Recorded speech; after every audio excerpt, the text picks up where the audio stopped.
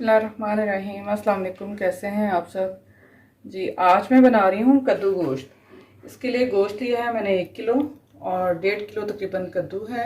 Oil 1 cup, 2 दरमियानी size के प्याज हैं, उनको मैंने बारीक काट लिया है, 2 टमाटर, 5 से 6 हरी मिर्च, थोड़ा सा लहसुन चाहिए मुझे, अदरक चाहिए, नमक आप अपने टेस्ट के हिसाब से डालें, हल्दी 1 चम्मच, सुरख मिर्च पिसी हुई 2 खाने के चम्मच और पिसा हुआ गरम मसाला 1 चम्मच।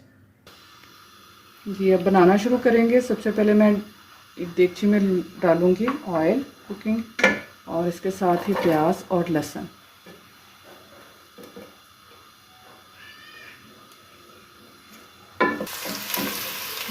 ये प्याज और लहसुन का कलर थोड़ा सा चेंज हो जाएगा तो मैं इसमें शामिल करूंगी गोश्त। बिस्मिल्लाहिर्रहमानिर्रहीम।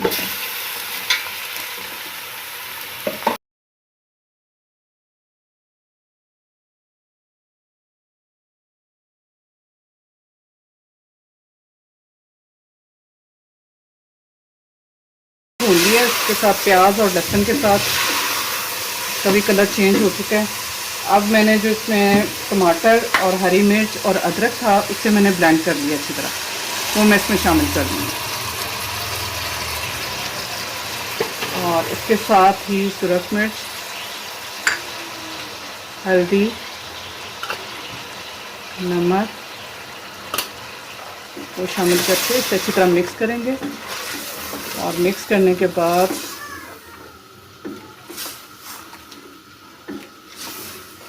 मैं इसमें डालूंगी पानी। मैं गोश्त का जो हिसाब है वो बाज़ लोग कुकर में पकाते हैं और वो उतना ही उसी हिसाब से, लेकिन मैं जो हूँ मैं इसमें देगची में बनाना जो उनसे ना वो ज़्यादा प्रेफर करती हूँ ताकि गोश्त जो उनसे ना अपने ही टाइम पे पके, उसका टेस्ट जो उनसे बहुत ज़बरदस्त होता है। और इसी हिसाब से मैं इसमें डाल रही हूँ 3 गिलास पानी और इसमें ये गोश्त उनसे अच्छी तरह गल जाएगा।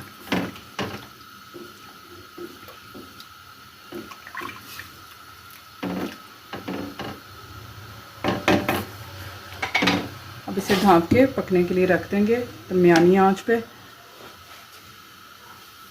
तकरीबन 1 घंटा लगता है इसे।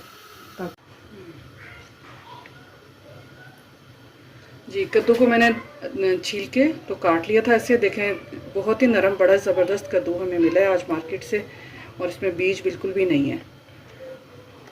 अब इसमें डालूंगी 3 गिलास पानी और इसे दूसरे चूल्हे पे रख देंगे गलने के लिए। जी कद्दू को मैंने रखा हुआ था बॉयल होने के लिए ताकि ये अच्छी तरह गल जाए। और अब उसके साथ ही मैं इसे कर रही हूँ चम्मच की मदद से, या आप इस तरह मधानी ले लें, कोई भी ऐसी चीज़ ले लें जिससे अच्छी तरह मैश हो जाए।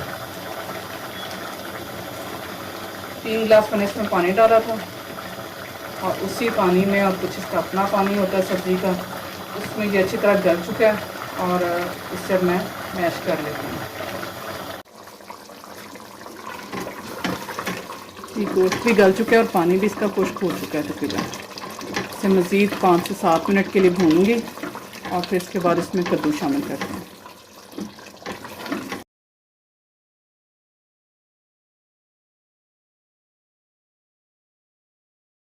गोश्त की भुनाई हो चुकी है बहुत ज़बरदस्त। अब मैं इसमें शामिल करूंगी जो कद्दू मैंने मैश किया है वो इसमें डाल देंगे।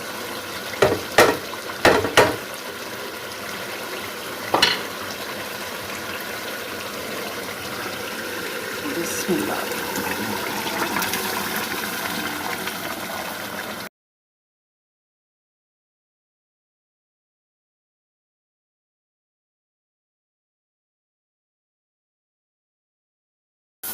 ये जैसे आलू गोश्त बनता है वैसे भी बनता है, कतले काट के इसके कद्दू के, लेकिन हमारे यहाँ ज़्यादा जो है वो मैश किया हुआ पसंद किया जाता है, इसलिए मैंने इसे मैश कर लिया।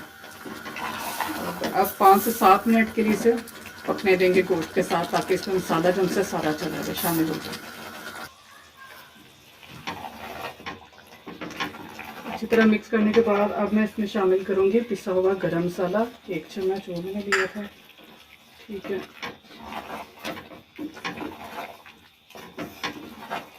इसे अच्छी तरह मिक्स कर लेंगे। और अब मैं इसमें डाल दूँगी हरा धनिया।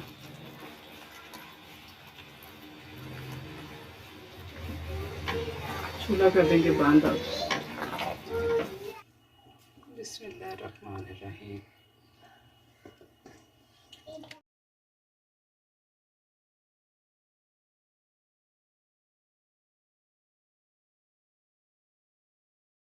जी कद्दू गोश्त हमारा रेडी है, बहुत ही ज़बरदस्त बना है।